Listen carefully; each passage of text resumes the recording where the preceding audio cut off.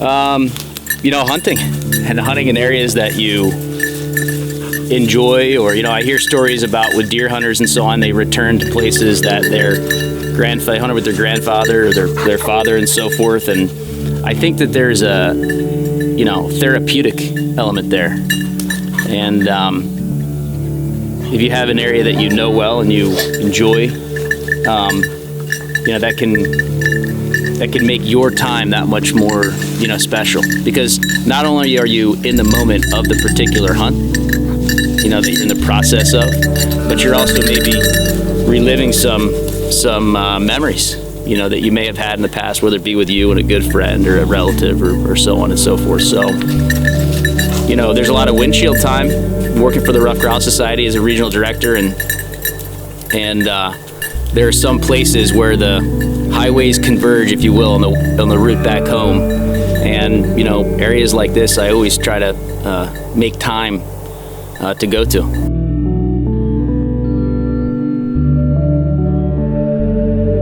Because I do enjoy them. And you always try to expand it a little bit more. You try to hunt that corner and this corner and find another cut in that area as well.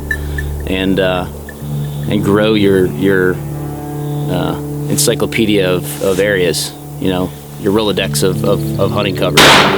But here in the East, you know, it's, you know, we don't have the aspen that they have in the Midwest. We hunt a lot of old overgrown farms, old apple orchards, and the cover has some different characteristics. For example, old stone walls and maybe the remains of a barn or something that was on that area. Had some character to the hunt. And we hunt what I like to call pocket covers here. You know, an area here, a corner here, a little kind of pocket there of habitat, and the birds are going to be there.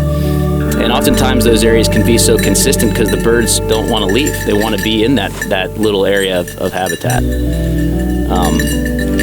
And, you know, I think this year in New York State we're seeing good numbers of birds. It obviously depends on the weather or the spring weather in a particular area in the state, but overall I'm hearing, you know, good things about the numbers this year.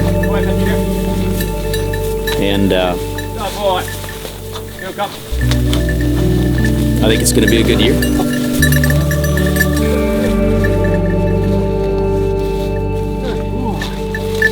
Good boy. A $1 bill. All right, and you stick this in here, right in the beak, right? Okay. You know, so oftentimes what happens is, if it's a female, it will extend past the bill, the dollar bill. The bill will go past the bill. If it's a male, it will stay short. All right. So a quick way in the field to identify whether it's a male woodcock or whether it's a female woodcock. All right. Watching someone do something that they're really good at, whether it be, you know, golfing, or I think about that with people working on, like, you know, some of these timber harvests with a chainsaw. They're incredible at it, right? They're the best at it. And when I hunt with other people, I enjoy taking the time to learn something from every single person. That's one huge aspect of it. The way that they navigate through the cover, the type of cover they like to hunt, the type of dog that they have, the way that they shoot. It could be just some small anecdote that I try to put into my repertoire for the future. That's one part of hunting with people. The other is the simple, you know, camaraderie of it, right? Yeah, I saw it. I probably could have killed him, but I wasn't sure where you were.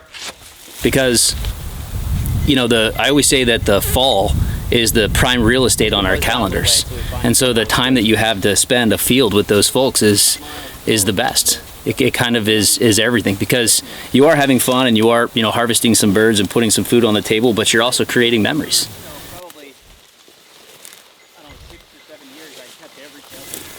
I used to flush them when I was deer hunting years ago, and I would just shoot them occasionally when I jumped them, but I always, from the time I was a kid, I used to read about it in the barber shop, dentist's office, and outdoor magazines, and Always wanted to get a dog to hunt them with, and so I started really getting into it seriously in 1999 when I got my first short hair. Bird up!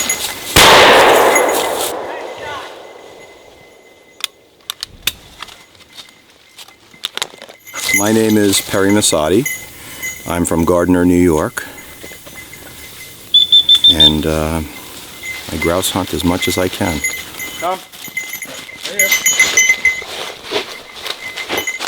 Out. Thank you. Good job. Good job, buddy.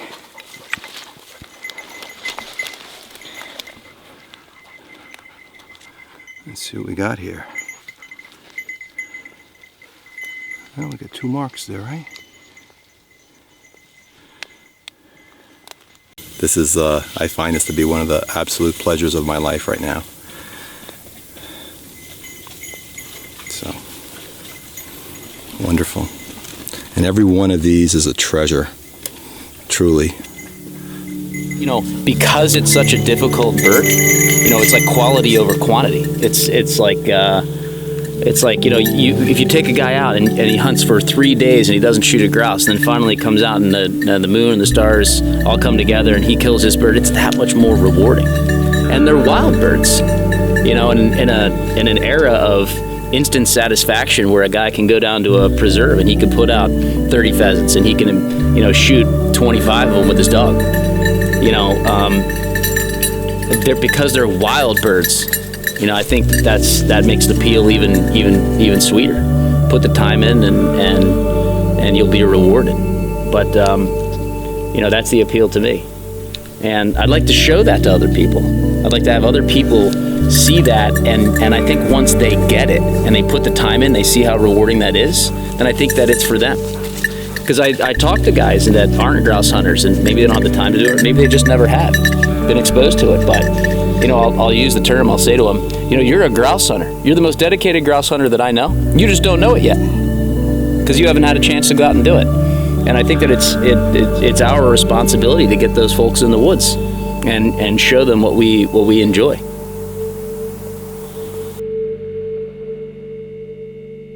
My name is Tripp Way. I work for the Ruffed Grouse Society.